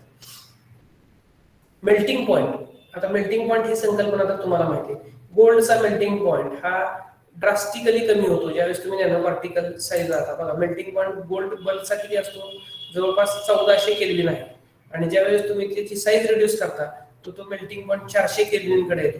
एवढा गोल्डचा मेल्टिंग पॉइंट ड्रास्टिकली चेंज होतो. त्याचबरोबर सरफेस एनर्जी, मटेरियलची सरफेस एनर्जी बदलते. सरफेस एनर्जी ही ट्रिमेंडस वाढते, जसं तुमचा पार्टिकल साईज कमी होईल तसं सरफेस एनर्जी मटेरियलची वाढत जाते. ह्या वेगवेगळ्या प्रॉपर्टीज आहेत मटेरियलच्या. हे सगळं कशामुळे होतं, हे सगळं कशामुळे होतं तर जसं तुम्ही एखादं मटेरियल छोट्या छोट्या तुकड्यांमध्ये विभागत जातात. जसं इथे दाखवलंय, एक क्यूब आहे त्याचे 8 क्यूब केले, पुन्हा त्याचे अजून त्यांचं डिवायडेशन करून छोटे क्यूब केले, तर सरफेस टू व्हॉल्यूम रेशो वाढतो. म्हणजे सरफेस एरिया त्या मटेरियलचा, ह्याचा जर तुम्ही सरफेस एरिया कॅल्क्युलेट केला, हा क्यूब असेल 1 सेंटीमीटर बाय 1 सेंटीमीटरचा, तर 1 सेंटीमीटर इंटू 1 सेंटीमीटर स्क्वेअर असं तर 6 सेंटीमीटर स्क्वेअर हा त्याचा टोटल सरफेस एरिया होणार ऍडिशन करून.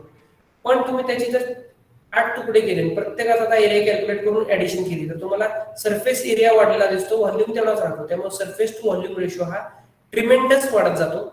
आणि ज्यावेळेस surface to volume ratio tremendous वाढतो त्यावेळेस मटेरियलच्या प्रॉपर्टीज मध्ये ट्रिमेंडस चेंजेस होईल. दाखवलंय बघा, एक क्यूब असेल ज्याची साईड 2 सेंटीमीटर आहे, तर सरफेस टू व्हॉल्यूम रेशो 3 आहे. तोच क्यूब जर आपण 1 सेंटीमीटर मध्ये कन्वर्ट केले तर त्याचा सरफेस टू व्हॉल्यूम रेशो 6 होतो. तो जर 0.5 मध्ये कन्वर्ट केला तर सरफेस टू व्हॉल्यूम रेशो 12 होतो. अशा पद्धतीने तुम्ही जेवढं छोटं करत जाल तेवढं सरफेस टू व्हॉल्यूम रेशो वाढत जातो, आणि तेवढी त्या मटेरियलची रिॲक्टिव्हिटी वाढते, तेवढी त्या मटेरियलची कॅटॅलिटिक ऍक्टिव्हिटी वाढते. आणि हे जसं वाढत जाईल तसं ते मटेरियल तुमच्या ऍप्लिकेशनच्या दृष्टीने जास्त फायदेशीर ठरतात. आता संशोधनाबद्दल जर बोलायचं झालं तर तुम्ही म्हणाल सर मग आता आम्ही हे जर झालं असेल, हे लोकांना कळून चुकलं, तर आम्ही काय संशोधन करणार आहे. मुलांच्या थोडंसं डोक्यात असा प्रश्न येतो, मग आता आम्ही काय करायचं ऍडमिशन घेऊन. तर संशोधनामध्ये बेसिकली 3 प्रकार असतात, इन्व्हेन्शन, इनोव्हेशन, हे 2 त्यातले बेसिक आहेत. तर इन्व्हेन्शन म्हणजे काय की in its pure sense invention can be defined as the creation of product और इंट्रोडक्शन और a process for first time. म्हणजे जसं न्यूटननं पहिल्यांदाच गुरुत्वाकर्षण सांगितलं त्याला इन्व्हेन्शन म्हणतात. पण रिसर्चचा दुसराच अजून एक पार्ट आहे ज्याला आपण इनोव्हेशन म्हणतो. त्या इनोव्हेशन म्हणजे काय, एखादी गोष्ट वेगळ्या पद्धतीने करून सांगणं. जसं की नोकियाचा 3310 मोबाईल होताच, पण सॅमसंगला दुसरा मोबाईल आणला, ज्याच्यामध्ये त्यांनी बरेचसे अँड्रॉइड ऍप्लिकेशन दिली.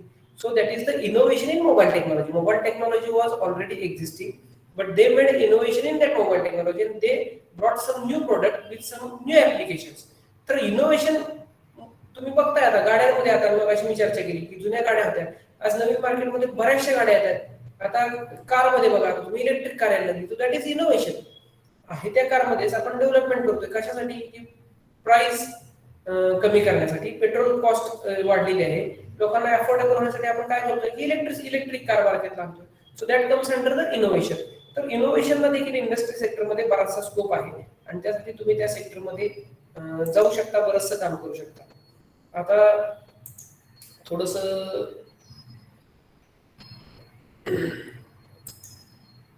ट्रस्ट एरियाज बद्दल मी बोलतो, म्हणजे कुठले कुठले एरियाज आहेत की ज्या सेक्टरमध्ये तुम्ही काम करू शकता. तर मेडिसिनल प्लांट्स मध्ये तुम्ही काम करू शकता. हे फक्त मी कॉलेज लेवलचं असताना सांगतोय. तुम्ही तुमच्या लाईफमध्ये किंवा करिअरमध्ये तुम्ही बाहेर पडला एकदा शिकून, तर तुम्हाला वर्सटाईल फील्ड्स आहेत त्याच्यामध्ये तुम्ही काम करू शकता. पण एज्युकेशन घेत तुम्ही कुठल्या फील्डमध्ये तुमचे प्रोजेक्ट करू शकता, हे सांगतो मी तुम्हाला. तर मेडिसिनल प्लांट्सवर तुम्ही काम करू शकता, प्लांट डायव्हर्सिटीवर काम करू शकता, green synthesis of nano materials म्हणजे प्लांटचा एक्स्ट्रॅक्ट असतो, ज्याला आपण रस म्हणतो थोडक्यात, आपण झाडाच्या पानांचा रस काढला किंवा फ्रूट ज्यूस घेतला त्याच्यापासून आपण काही नॅनो मटेरियल सिंथेसिस करू शकतो का, तर तेही तुम्ही काम करू शकता. अँटी मायक्रोबियल ऍक्टिव्हिटी तुम्ही चेक करू शकता. आता अँटी मायक्रोबियल किंवा अँटी फंगल ऍक्टिव्हिटी म्हणजे काय, काही ठिकाणी असे क्लोथ्स असतात की एक असा एरिया असतो, जम्मू काश्मीर असेल किंवा परदेशातली काही ठिकाणं अशी आहेत की तिथं 6-6 महिने बर्फच असतो. मग त्या ठिकाणी आपण जे कपडे वापरतो त्या कपड्यांमध्ये जर मॉइश्चर कंटेंट वाढत गेला तर त्याला फंगल इन्फेक्शन व्हायची शक्यता राहते स्किनला. मग तिथं जर तुम्ही त्या कपड्यांवर काही कोटिंग केलं, सिल्वर नॅनो पार्टिकल्स वगैरे अगदी बरेचसे मटेरियल्स आहेत, तर तुमची त्या मटेरियल त्या कपड्यांची अँटी फंगल ऍक्टिव्हिटी वाढते. अँटी फंगल ऍक्टिव्हिटी जर असेल त्या कपड्यांमध्ये तर तुमच्या स्किनला तसे डिसीजेस किंवा इन्फेक्शन व्हायची शक्यता कमी राहते. तर असे वेगवेगळे सेक्टर्स आहेत की ज्या सेक्टर्समध्ये तुम्ही काम करू शकता. मटेरियल सायन्समध्ये पण असे वेगवेगळे सेक्टर्स आहेत, जसं की सोलार सेल सारखा सेक्टर आहे, सुपर कॅपॅसिटर आहे, रिचार्जेबल बॅटरीज आहेत. तर तुम्ही जे रिचार्जेबल बॅटरीज तुमच्या मोबाईलमध्ये आहेत, सिम कार्ड आहेत, मॅग्नेटिक स्टोरेज डिव्हाइसेस आहेत, या सगळ्यामध्ये काही ना काही नॅनो आहेच. तर तुम्ही तिथं त्या सेक्टरमध्ये काम करू शकता. Plastic degradation, natural nutrition supplements, preservation of foods, sensors, hazardous gases, gas sensors, biogas production, अशा वेगवेगळ्या सेक्टरमध्ये तुम्ही नॅनो टेक्नॉलॉजीच्या माध्यमातून काम करू शकता. तर प्रेझेंट सिनारिओ काय आहे, आज मार्केटची परिस्थिती काय बघा. तर ही स्लाइड बघा, माझी स्लाइड नाही, मी स्लाइड एका चांगल्या प्रेझेंटेशन मधून कॉपी करून घेतली, मला आवडली म्हणून मी घेतली. तर या स्लाइड मध्ये बघा काय सांगितलंय, नॅनो टेक्नॉलॉजीचे ऍप्लिकेशन्स कुठल्या कुठल्या सेक्टरमध्ये आहेत. तर असं कुठलंच सेक्टर नाही की जिथे नॅनो टेक्नॉलॉजीचे ऍप्लिकेशन्स नाहीत. तुम्ही बघा आता एन्व्हायरमेंट मध्ये बघा, डिटेक्शन गॅस, आता तुम्ही पुण्यासारख्या ठिकाणी गेला तर तिथं असे मोठमोठे पॅनल्स उभे, तिथं ते दाखवतो नायट्रोजन किती आहे आज एअरमध्ये, कार्बन डायऑक्साईड किती आहे. तर जे डिटेक्शन आहे सेन्सर बेस, तिथं नॅनो टेक्नॉलॉजीचं काम आहे. प्लांट्स मध्ये ड्रग डिलिव्हरी मध्ये काम आहे. डिकॉन्टॅमिनेशन फिल्टर्स तुम्ही एन्व्हायरमेंट साठी बनवू शकता, त्या फिल्टर्स मध्ये नॅनो टेक्नॉलॉजीचं काम आहे. एनर्जी सेक्टरला fuel cell, membrane, solar cells, super capacitor मध्ये काम आहे. इलेक्ट्रॉनिक्सला बघा, कॉम्प्युटर्स मध्ये नॅनो मटेरियल्स लागतात, मेमरी चिप्स मध्ये लागतात, थिन फिल्म कोटिंग्स लागतात, इलेक्ट्रॉनिक डिव्हाइसेस साठी लागतात. त्याचबरोबर मेडिसिन अँड हेल्थ मध्ये बरेचसे बायोसेन्सर्स आहेत, मी मागाशी सांगितल्याप्रमाणे. ड्रग डिलिव्हरी आहे, ट्रीटमेंट मध्ये आता बऱ्याचशा ठिकाणी ड्रग डिलिव्हरीच्या माध्यमातून ट्रीटमेंट केली जाते. म्हणजे गोळी पोटात न घेता डायरेक्ट औषध तुमचं जिथं इन्फेक्टेड साईट आहे त्या साईटला पाठवलं जातं. That is called as drug delivery. त्याच्यामध्ये मॅग्नेटिक नॅनो पार्टिकल्सचा वगैरे उपयोग केला जातो. टेक्सटाईल सेक्टरमध्ये नॅनो कॉम्पोजिटचा उपयोग आहे. म्हणजे आता रिंकल फ्री कपडे येत आहेत किंवा स्टेन फ्री कपडे मार्केटला येत आहेत, त्या कपड्यांमध्ये त्याचा उपयोग आहे. त्याचबरोबर कार्बन नॅनोट्यूब सारखे मटेरियल्स आता कपड्यांमध्ये वापरले जातात की ज्यामुळे कपड्यांची स्ट्रेंथ वाढते. त्याचबरोबर ट्रान्सपोर्ट्समध्ये, स्पेसमध्ये लाईट वेट मटेरियल्स म्हणून एरोजेल सारख्या मटेरियलचा वापर केला जातो. तर ही सगळी नॅनो टेक्नॉलॉजीची प्रोडक्ट्स आहेत जी तुम्ही इव्हेंच्युअली आमच्याकडे ऍडमिशन घेतल्यानंतर किंवा कुठे नॅनो टेक्नॉलॉजीचं ऍडमिशन घेतल्यानंतर शिकू शकता. आता बघा, काही ऍप्लिकेशन्स मी सांगितलं दाखवतो येतं पर्पजली की रिचार्जेबल बॅटरी आहे. रिचार्जेबल बॅटरीमध्ये बेसिकली एक ॲनोड असतो, एक कॅथोड असतो, आणि हा ॲनोड कॅथोड जो असतो हा काही सिलेक्टिव्ह मटेरियल्सचा बनलेला असतो की जो मल्टिपल चार्जिंग डिस्चार्जिंग सायकलला चांगलं काम करतात. तर ही मटेरियल्स बनवायचं काम आमची नॅनोची माणसं करतात. हे जे मटेरियल्स आहे ह्याच्यामध्ये तो केमिस्ट्रीचा स्पेशलिस्ट असावा लागतो, तो फिजिक्सचा स्पेशलिस्ट असावा लागतो, आणि त्याला नॅनो सायन्सचं नॉलेज असावं लागतं. या 2-3 गोष्टी त्याला कळल्या तर तो आरामात ह्या गोष्टी ह्या फील्डमध्ये काम करू शकतो. So this is about rechargeable battery. त्याचबरोबर सोलार सेल नावाचं एक आहे. आता मार्केटला बघा, सोलार सेल शासनानं बऱ्याच सबसिडी दिलेल्या आहेत. आता पुढच्या 10-20 वर्षात शासनाला आपल्याकडं जे भूकंप होत आहेत, धरणांचे प्रॉब्लेम आहे, त्याचबरोबर हे जमिनी खास्त आहेत. तर आता इव्हेंच्युअली 10-20 वर्षात शासनाचं प्लॅनिंग असं आहे की आपण सगळीकडे सबसिडीच्या थ्रू घराघरांवर सोलार सेल बसले पाहिजे. मग आता हे सोलार सेल वेगवेगळ्या प्रकारचे असतात. सोलार सेल बनवायच्या वेगवेगळ्या टेक्नॉलॉजी आहेत, सोलार सेलचे वेगवेगळे प्रकार आहेत. मी तर थोडेसे प्रकार इथे हायलाइट केलेले आहेत स्क्रीनवर. तर ह्या सगळ्या सोलार सेल टेक्नॉलॉजी, फॅब्रिकेशन टेक्नॉलॉजीमध्ये नॅनो मटेरियलचा उपयोग केला जातो. आता परदेशामध्ये जर तुम्ही बघितलं तर स्क्रीनवर जशी दिसते अशा बिल्डिंग्स ह्या परदेशामध्ये आहेत. आता एक ग्रीसमध्ये कुठेतरी एक बिल्डिंग आहे, या बिल्डिंगवर बघा सगळे सोलार सेल चिटकवलेले आहेत. म्हणजे decorative purpose plus electricity generation, हे दोन्ही पर्पज ह्या बिल्डिंगला सर्व केले जातात. डायसेन्सिटाइज सोलार सेल किंवा पॉलिमर सोलार सेलचे प्रकार आहेत. आता हे कुठे शिकवलं जातं, तर हे सगळं नॅनो टेक्नॉलॉजीमध्ये तुम्हाला शिकायला मिळतं. सोलार सेलचे प्रकार काय आहेत, त्याच्यामध्ये तुम्ही काय करू शकता, त्याचे डेव्हलपमेंट्स कशा होतात. त्याचबरोबर मॅग्नेटिक मटेरियल्स आहेत. आता तुम्ही बघाल की ज्यावेळेस आम्ही तुमच्या एवढे होतो, 11वी-12वीला होतो, त्यावेळेस आमच्या काळात एक पिक्चर बघायचं म्हणलं तर एक घरात व्हीसीआर आणावं लागायचं भाड्यानं. आणि त्यामध्ये एक एवढी मोठी कॅसेट होती. कॅसेटचा size almost 1 feet by 1 feet होता आणि त्यात मग एक पिक्चर बघायचा. त्याचं भाडं 300 रुपये टीव्हीचं आणि 100 रुपये कॅसेटचं, आणि ते व्हीसीआरचं 300 रुपये आणि 100 रुपये कॅसेट, असं 400-500 रुपये भाडं द्यावं लागायचं त्या काळात. त्यानंतर हे छोट्या कॅसेट आल्या गाण्यांसाठी. पण आता आपण बघतो की आपण एक डीव्हीडी जर परचेस केली तर त्याच्यामध्ये 5 ते 6 पिक्चर्स असतात, किंवा जर तुम्ही एक 128 जीबीचा पेन ड्राईव्ह घेतला तर तुम्ही त्यात 100,000 पिक्चर त्यात सेव्ह करू शकता तुम्ही. मग ही जी डेव्हलपमेंट तुम्ही आज ही स्क्रीनवर जे तुम्हाला दिसतंय, हे all these are the products of nano technology. म्हणजे एचडी डीव्हीडी असेल किंवा सीडी असेल किंवा पेन ड्राईव्ह असेल किंवा हे छोटंसं एसडी कार्ड असेल, ह्या सगळ्या गोष्टी ज्या आहेत डेव्हलप होत चाललेल्या. किंवा आता तुम्ही रिसेंट बघत असाल एसएसडी आहे, सॉलिड स्टेट हार्ड डिस्क पीसीला येते. हे सगळे नॅनो टेक्नॉलॉजीचे आविष्कार आहेत. मॅग्नेटिक मटेरियल्स मधली जी डेव्हलपमेंट आहे, मॅग्नेटिझम आपण नॅनो मॅग्नेटिझम पण तुम्हाला शिकवलं जातं. मॅग्नेटिक मटेरियल्स मध्ये नॅनो लेवलला काय चेंजेस होतात, आर रॅम म्हणजे काय, जी रॅम म्हणजे काय, रॅन्डम ऍक्सेस मेमरी म्हणजे काय, मेमरी डिव्हाइसेस कसे बनवले जातात. तर हे सगळ्या गोष्टी तुम्हाला नॅनोमध्ये शिकायला मिळतात. वॉटर प्युरिफिकेशनसाठी बायोलॉजिकल सेक्टरमध्ये नॅनोमध्ये आपण काय काय करू शकतो, फिल्टर्स कसे बनवू शकता तुम्ही, मेम्ब्रेन्स कसे बनवू शकता. तर ह्या सगळ्या गोष्टी नॅनो टेक्नॉलॉजीच्या माध्यमातून तुम्हाला शिकता येतात. त्याचबरोबर आज मार्केटमध्ये डिस्प्ले टेक्नॉलॉजीला फार मोठी एक डिमांड आहे. आता एक थिन डिस्प्ले, आता सगळ्यात पहिला टीव्ही बघा असा लेफ्ट साईडला दाखवला त्याप्रमाणे होता. राईट साईडला दाखवलेले आत्ताच्या जनरेशनचे टीव्ही आहेत, एलईडी किंवा एलसीडी. आता फ्युचरचा जो आहे quantum dot solar cell, quantum dot display हा आता मार्केटला येतोय.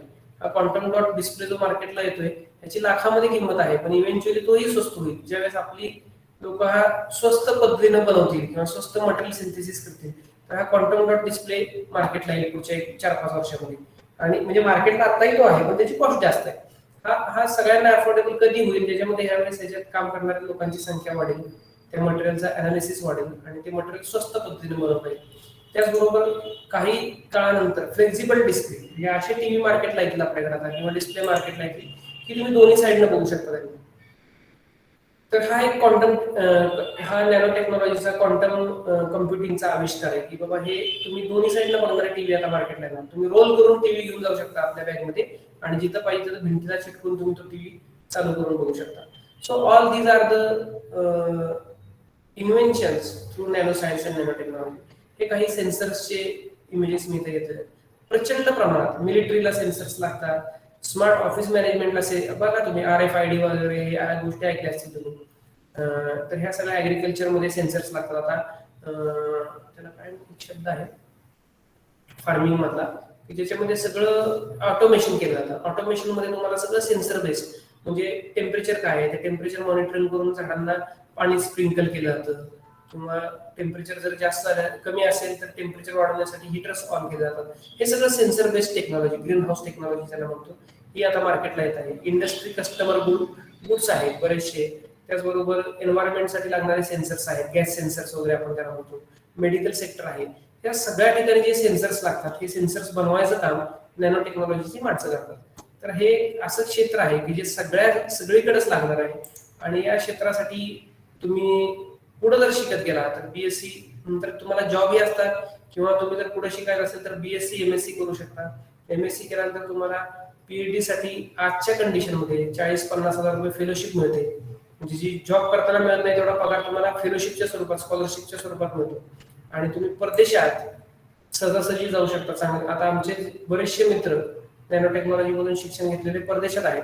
आणि या लोकांनी डॉल पेजेस, तुम्ही एक तुम्हाला जर कन्फर्म करायचं असेल तर dollpages.com, मी थोडंसं टाईप करतो म्हणजे तुमच्या लक्षात येईल. ते तुम्ही साईट चेक करा. dollpages.com अशी काहीतरी साईट आहे. या साईटवर तुम्ही चेक करा, किंवा tiktokdocs.com या साईटवर तुम्ही बघा. आणि त्यात तुम्ही जर सर्च केलं की अपॉर्च्युनिटीज नॅनो टेक्नॉलॉजी, तर तुम्हाला परदेशातल्या PhD opportunities, job opportunities, nano science nano technology मधल्या किती पेमेंट्स आहे, किती सॅलरी आहे डॉलरमध्ये, हे सगळं तुम्ही तिथे चेक करू शकता. तर अशा ट्रिमेंडस अपॉर्च्युनिटीज ह्या नॅनो सायन्स नॅनो टेक्नॉलॉजी मध्ये आहे. तर एक चांगलं फ्युचर म्हणून तुम्ही नॅनो टेक्नॉलॉजीकडे बघू शकता. तर माझ्यातर्फे तुम्हाला सगळ्यांना शुभेच्छा तुमचं चांगलं सायंटिफिक करिअर करण्यासाठी.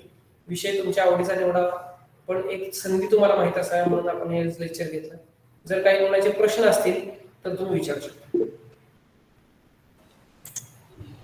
क्वेश्चन तुम्ही डायरेक्टली विचारू शकता अनम्यूट करून.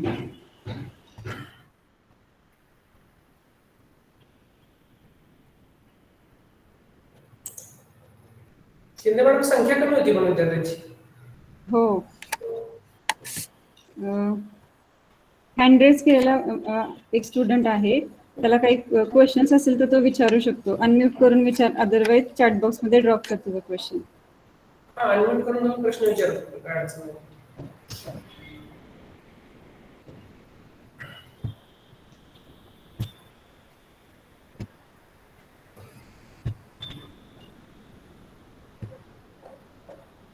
सुशांत पाटील, काही शंका आहे का बाबा? नाही काय क्लिअर झालं. काय शंका नाही? क्लिअर झाल्यावर काल पण मॅडमनी केल्या, आज तुम्ही अर्ध्या. हा. मयुरी साबळे,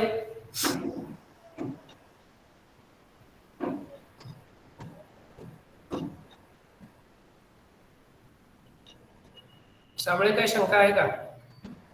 12वी नंतर काय करायचं? हा, 12वी नंतर काय केलं पाहिजे म्हणलं? काय पण करा. काय पण कसं काय पण करून चालतंय का? तसं नाही, तुमची आवड कुठल्या क्षेत्रात आहे? आवड नर्सिंग क्षेत्रात होती, पण करू नका म्हणून सांगितलं. काय सांगितले? तुम्ही सांगा जरा, सल्ला द्या तुमचा आता.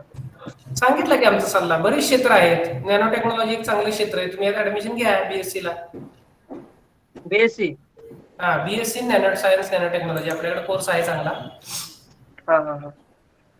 3 वर्षाचा कोर्स आहे जवळपास, आणि अपॉर्च्युनिटीज चांगल्या आहेत. इव्हन आपल्याकडच्या काही विद्यार्थ्यांनी बीएससी नॅनो करून कंपनी इंडस्ट्री स्वतःची एस्टॅब्लिश केली आहे. संधी चांगल्या आहेत. 3 वर्षाचा कोर्स आहे आपल्याकडे, degree course BSc in nano science and technology. तुम्हाला ऍडमिशन घ्यायचं असेल तर तुम्ही ycs.ac.in ही वेबसाईटला व्हिजिट करून ऍडमिशन घेऊ शकता.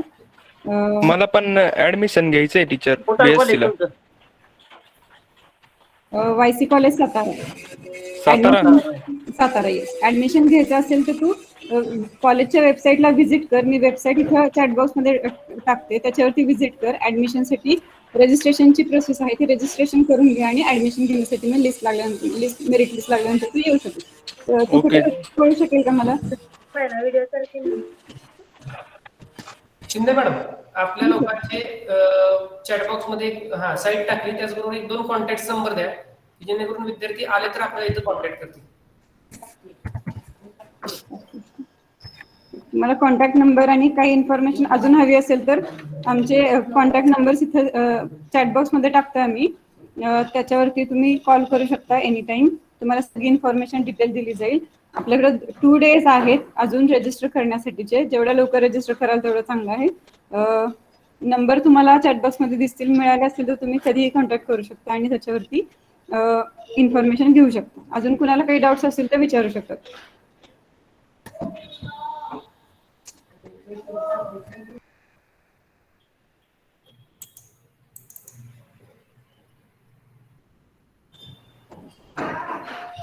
ओके. प्रज्वल, काही शंका आहे का रे?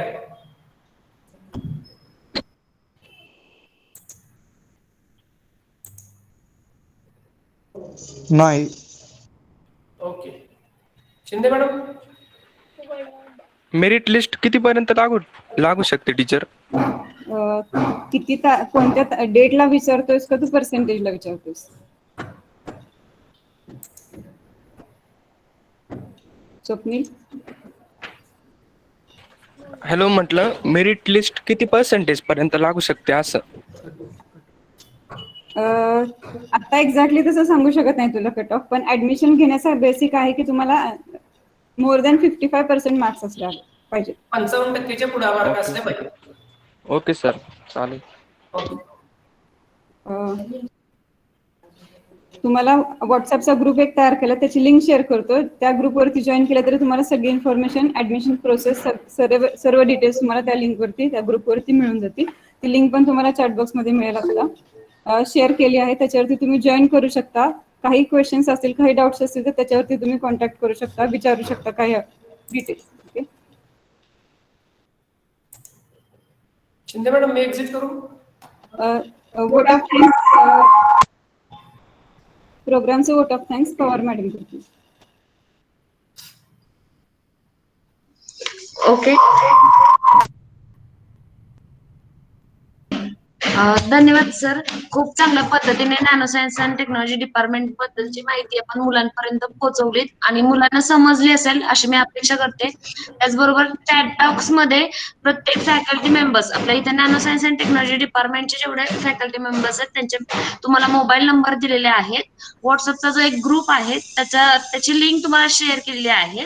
जर अजून ऍडमिशनच्या रिलेटेड काही तुम्हाला माहिती हवी असेल, नॅनो सायन्स डिपार्टमेंट बद्दल काही माहिती हवी असेल तर तुम्ही त्याच्यावरती कॉल करू शकता, मेसेज करू शकता त्या फॅकल्टी मेंबर्सला. आणि त्यामध्ये तुम्हाला प्रज्वल सर मेसेज पण येतं फीज वगैरे. ओके, तुम्हाला सगळी ऍडमिशन आणि डिपार्टमेंट बद्दलचे सगळे फीज, स्कॉलरशिप हे सगळे डिटेल्स दिले जातील. तुम्ही त्या ग्रुपला जॉईन करा, लिंक शेअर केलेली ग्रुपला. थँक्यू सर, थँक्यू खूप माहिती दिल्याबद्दल आणि मुलांनी जॉईन केलं त्याबद्दल धन्यवाद. हा प्रोग्राम इथे संपला. मेसेज क्लिअर कर. Okay okay, thank you. सर तुम्ही लेफ्ट केलं तरी चालेल. Okay okay, thank you. मॅडम फुल झालंय, ओके. जॉईन नाही होत होते. ओके, कुणाला जर अजून माहिती हवी असेल तर थांबा, लेफ्ट करू नका. एक सेकंड. आपली कोर्स हा 3 इयरचा कोर्स आहे. 3 इयरचा कोर्स आहे. आपली फी आहे 31,800. अजून अपडेट झालेली नाहीये फी आपली. त्याच्यामध्ये फी आहे, स्कॉलरशिप आहे, सगळ्यांना ओपन साठी पण स्कॉलरशिप आहे आणि आपल्या कॅटेगरीसाठी पण स्कॉलरशिप आहे. ओके, अजून मॅम फुल झालाय, जॉईन होता नाही येते. ओके ठीक आहे. दुसरा एक ग्रुप लिंक शेअर करतो, क्रिएट करून तुम्हाला दुसऱ्या एक ग्रुप वरती लिंक शेअर करतो. तुमचे कॉन्टॅक्ट प्रत्येक टीचरांकडे आहेत, पण तुमच्याकडे जर कोणत्या आमच्या टीचरांचा नंबर असेल त्यांना फक्त कॉल करून सांगा की मला ग्रुपला ऍड करा म्हणून. परत एकदा कॉन्टॅक्ट डिटेल्स मी चॅट बॉक्स मध्ये शेअर करते तुम्हाला. ह्या नंबरवरती मेसेज करा की आम्हाला ग्रुपला ऍड करा म्हणून. हो. ते लेफ्ट केलं तरी चालेल.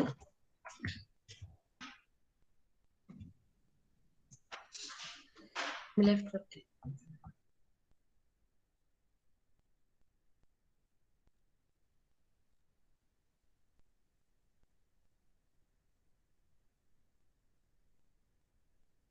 ओके, नवीन ग्रुपची लिंक तुम्हाला एक 2 मिनिटांमध्ये पाठवली जाईल. जे लोक जॉईन झालेले नाहीयेत त्या लोकांनी त्या लिंक वरती जॉईन झालं तरी चालेल.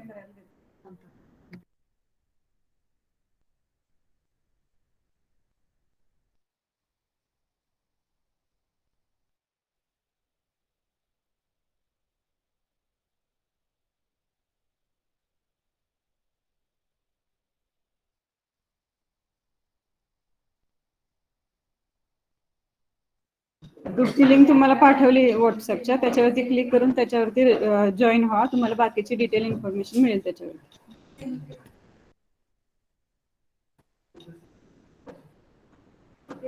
ग्रुप जॉईन करून झाला की मीटिंग लेफ्ट केली तरी चालेल.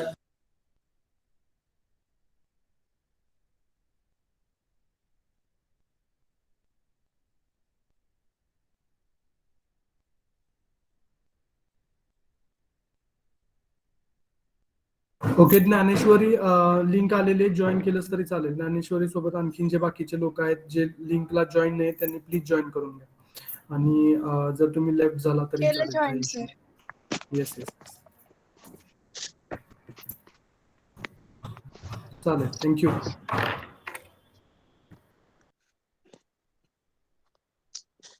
लेफ्ट कसं आहे?